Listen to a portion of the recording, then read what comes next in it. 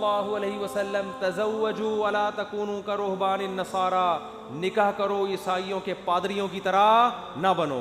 کیا کرتے ہیں؟ واتقوا اللہ الذی تساءلون به الارحام، دولہا دلہن کو سمجھایا جا رہا تو انسان کے بچے بن جاؤ. یہ خطبہ ایسا ہے آپ نیٹ پہ لکھو اس کا ترجمہ آ جائے گا. پنڈت جی کی الفاظ لکھو تو نیٹ بولے گا پتہ نہیں کیا بول رہا ہے بھائی، تو میری کچھ سمجھ میں نہیں آ رہا. صحیح ہے نا؟ وہ پنڈت جی سے ہی پوچھنے پڑیں گے. میں تو گیا تھا پنڈت جی سے پوچھنے کے لیے بھائی کچھ بتاؤ، لیکن میں نے کہا وہ پھر ناراض نہ ہو جائیں. پنڈت مہاراج تھے وہ، پنڈت جی تھے بھی نہیں. پتہ نہیں مہاراج میں پنڈت جی میں کیا فرق ہوتا ہے.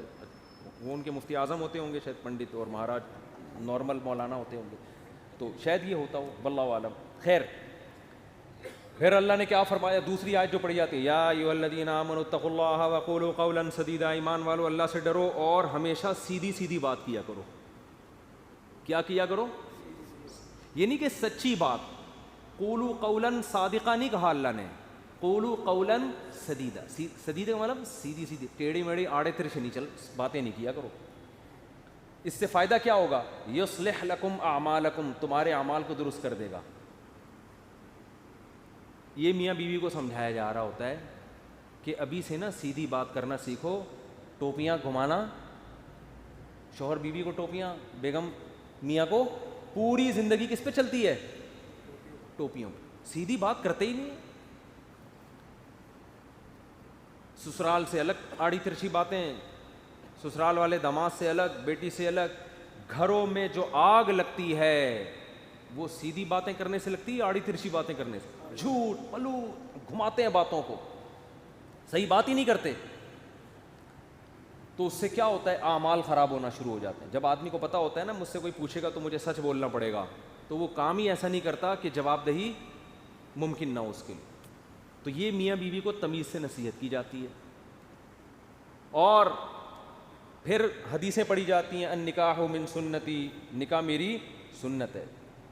فمن رغب عن سنتی فلیس منی، جو میری سنت پہ نہیں چلے گا وہ مجھ سے نہیں ہوگا. دولہا کو حوصلہ افزائی کی، تو بیٹا زندگی میں پہلی دفعہ کوئی انسان ڈھنگ کا کام کر رہا ہے، تو نبی کی سنت کو بولتے کیوں نہیں بھائی، زندہ کر. اور اتفاق کی بات ہے دوسری شادی میں بھی یہی خطبہ ہے، تیسری میں بھی اور چوتھی میں بھی. کیا مطلب؟ دوسری میں بھی اس کو اپریشیٹ کیا جاتا ہے، سنت کر رہا ہے، تیسری میں بھی چوتھی میں بھی. سمجھتے؟ یہ ویسے ہی درمیان میں جنرل نالج کے لیے ایک بات آ گئی تھی. میں آپ کو پتہ ہے اس ٹاپک پر آج کل بالکل بھی نہیں بولتا. تو آگے اللہ تعالیٰ کے آگے کیا حدیث میں جو خطبے میں پڑھا جاتا ہے؟ قال النبی صلی اللہ علیہ وسلم تزوجوا الودود الولود فإنی مباہی بکم الامم، ایسی عورت سے نکاح کرو محبت کرے اور تمہیں اولاد زیادہ دے، میں قیامت کے دن تمہاری کثرت پہ فخر کروں گا. میاں بیوی کو سمجھایا جاتا ہے نسل مت روکنا، تمہارا ملاپ پائیدار، کامیاب، خوشیوں بھرا اور آخرت میں ترقی کا سبب جبھی ہو سکتا ہے جب تم دونوں اولاد کی کثرت چاہو. شروع میں ہی چاہتے ہیں کہ ہمارے اولاد نہ ہو، اس کی بھی نفی کی گئی. اور کیا پڑھا جاتا ہے خطبے میں؟ وقال النبی صلی اللہ علیہ وسلم تزوجوا ولا تکونوا کرہبان النصارى، نکاح کرو عیسائیوں کے پادریوں کی طرح نہ بنو. میں بھی جب قلات میں گیا نا، دو مہاراج سے ملاقات ہوئی، دونوں کی شادی نہیں ہوئی تھی. ایک تو ینگ تھے ذرا، دوسرے تھوڑے ایجڈ تھے، ان کا انٹرویو نہیں آیا. تو وہ بھی نہیں، اتنے بڑی عمر کے ہو گئے، ان کے بچے گھوم رہے ہیں وہاں. میں نے بار بار پوچھا یہ بچے آپ کے ہیں؟ کہہ رہے نہیں میرے نہیں ہیں. پھر میں نے پوچھا یہ بچے آپ کے ہیں؟ کہہ رہے میرے نہیں ہیں. بھائی میں نے تو شادی نہیں کی. ایک دم میرے شوق ہوا. میں نے کہا بھائی مہاراج کیا کر رہے ہو؟ اس میں پرانے کوئی ڈائلاگ یاد ہے نا، وہ مہاراج اس طرح کے ایک دم اسٹائل سے آتا تھا، وہ مہاراج. تو میرے منہ سے ایک دم مہاراج آپ اپنی ایج دیکھو تو کیسے ہی گزارا ہو رہا ہے. تو انہوں نے کہا بھائی ہم جو مندر کے لیے قربانی دیتا ہے نا، پھر اپنے پرانے والے مہاراج کی انہوں نے مجھے تصویر دکھائی، یہ میرے پیر تھے، ان کا میں نائب بنا تھا. تو جو اپنے آپ کو مندر کی خدمت کے لیے وقف کر دیتا ہے، شادی نہیں کرتا کہ بس مندر کی خدمت ہی کرنی ہے، وہ پھر اس مندر کا مہاراج بنتا ہے. ان کا مذہب ہوگا، میں ان پہ طنز نہیں کر رہا، وہ ان کا جو مذہب ان کو سکھاتا ہے. میں نے ان سے کہا لیکن مجھے تو موقع مل گیا. میں نے کہا آپ کا مذہب آپ کو یہ کہتا ہے کہ آپ شادی نہ کریں، ہمارا مذہب ہمیں یہ کہتا ہے کہ من رغب عن سنتی فلیس منی. نبی نے فرمایا جو نکاح نہ کر کے میری سنت سے اعراض کرے گا اس کا مجھ سے کوئی تعلق نہیں. اور حبب الی النساء والطیب، نبی نے فرمایا دنیا میں دو چیزیں محبوب ہیں، ایک نکاح کی کثرت اور ایک خوشبو. تو ہمارے نبی تو بالکل اس کے اپوزٹ چلے ہیں. بالکل اس کے برعکس. تو یہ نہیں کہ نکاح کرنا ہے, کثرت نکاح کی ترغیب ہے. میں نے کہا ہم تو رہبانیت کے بالکل اگینسٹ چلتے ہیں. تو مجھے اس وقت وہ حدیث سمجھ میں آئی کہ آپ عیسائی بھی یہ کرتے تھے, پادری, نکاح نہیں کرنا. تو ہمارے نبی نے فرمایا تم نے ان کو فالو نہیں کرنا, نا ہم تو کثرت سے. تو مجھے لگ رہا تھا وہاں بیٹھ کر کہ یہ جو مہاراج ہیں وہ مہاراج کے چہرے پر نا افسردگی کے آثار تھے. یہ پہلے والے جو مہاراج جن کا انٹرویو آیا یہ تو پھر بھی ینگ تھے, تھوڑے سے اچھے صحیح. دوسرے والے مہاراج افسردہ,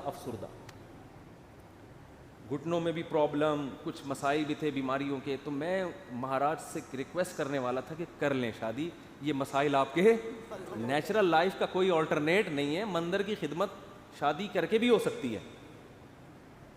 اب شادی کی ہوتی یہ بچے آپ کے ہوتے ہیں, یعنی اسی جیسے ان کو لگا دیتے مندر کی خدمت پہ. اگر آپ کا یہ نظریہ ہے, میں ترغیب نہیں دے رہا ہوں ان کو, کیا خیال ہے؟ جیسے ہمارے بیٹے ہیں تو میری خواہش ہے کہ یار وہ بیٹے عالم بنے, اللہ خواہش کو پورا کرے.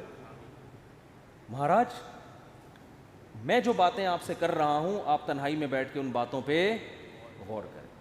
اب اللہ کرے اب تک کر رہے ہو غور. چکر میں تو ڈال دیا ہم نے, مہاراج کو ہم نے چکر میں ڈال دیا. مہاراج اب بیٹھ رہا ہوگا یار مسئلہ کیا ہے, بات تو صحیح کی بندے نے, زندگی بھی برباد کر دی. پھر میں نے مہاراج سے بھی کہا, میں نے کہا یہ بھی دیکھ لینا کہ آخرت میں اس شادی نہ کرنے کا کوئی ثواب بھی ملے گا. ایسا نہ ہو کہ نہ یہاں کے رہے نہ وہاں کے رہے. قرآن کہتا ہے الذین ضل سعیہم فی الحیاۃ الدنیا وہم یحسبون انہم یحسنون صنعا. قرآن کے الفاظ ہیں.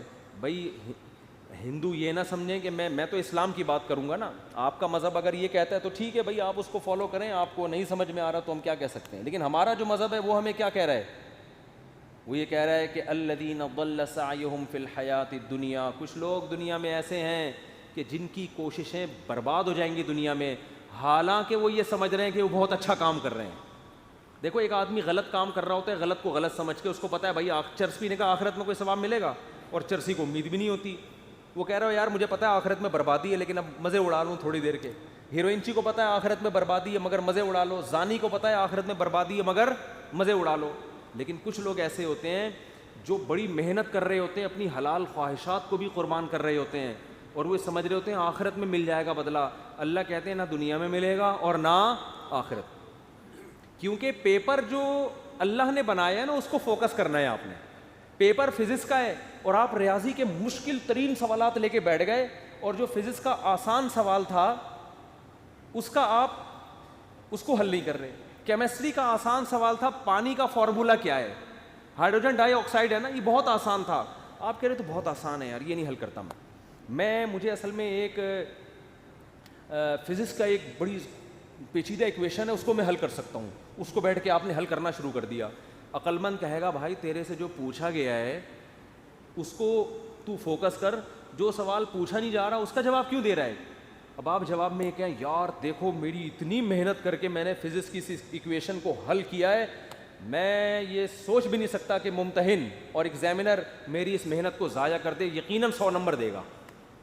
اس سے کیا ہے 100 نمبر تجھے ہائیڈروجن ڈائی آکسائڈ لکھ دیتا مل جاتا ہے. آپ کے اتنے آسان سوال کے 100 نمبر نہیں ہو سکتے. یہ دلیل صحیح ہوگی نہیں یاری بات میرا خیال ہے. او بھائی یہ دلیل بالکل غلط ہوگی کہ یہ نہیں دیکھا جاتا کہ سوال مشکل ہے یا آسان. ہم نے دیکھا نا یوٹیوب پہ ایک ہندو کرالنگ کرتا ہوا پتہ نہیں دلی سے یو پی جا رہا ہے یا کہاں جا رہا ہے,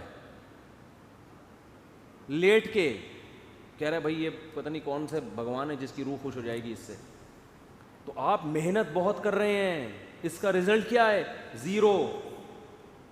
نبی صلی اللہ علیہ وسلم کو اطلاع ملی نا کہ ایک پیدل حج کرنے جا رہا ہے کوئی, منت مانی بھی اور طاقت بھی نہیں تھی. آپ نے فرمایا اللہ کو اس کی ضرورت نہیں ہے کہ تم اپنے آپ کو اس مصیبت میں ڈالو, یہ تو تمہاری اپنی تمہاری وہ ہے نا. اگر آپ میں استطاعت نہیں اور آپ پیدل جا رہے ہیں حج کرنے کے لیے تو یہ وہ چیزیں جو آپ نے اپنے اوپر لازم کر لی ہیں. تبھی قرآن کہہ رہا ہے لا تحرموا طیبات ما احل اللہ لکم, جو پاکیزہ چیزیں اللہ نے حلال کر دی ان کو حرام مت کرو, اپنے اوپر خامخواہ کی پابندیاں مت لگاؤ. ان پابندیوں سے تم تو ڈپریشن میں جا سکتے ہو, صحت برباد کر سکتے ہو. یہ ہم سے امیدیں مت لگانا کہ آخر میں تمہیں آخرت میں اس کا اجر ملے گا. 0 نمبر ہوں گے تمہارے, بلکہ الٹا گناہ ہوگا. تو میں ان سے کہہ رہا تھا بھائی تم شادی کر لیتے, بیوی بچے ہوتے, تمہاری ڈیزائرز پوری ہوتی ہیں, صحت اچھی ہوتی, تمہیں اولاد ملتی, اولاد کے تو دیکھ کے انسان کی بانچیں کھل جاتی ہیں, لیکن مہاراج کا اپنا نظریہ, وہ اپنی سوچ. بہرحال یہ بات, ہاں نکاح کے خطبے کی بات کر رہا تھا, تو نبی نے کیا فرمایا, تزوجوا ولا تکونوا کرہبان النصارى, نکاح کرو بھائی راہبوں کی طرح مت بنو. وہ سمجھتے ہیں نہ کر کے اللہ کو خوش کر لیں گے, ایسا نہیں ہے.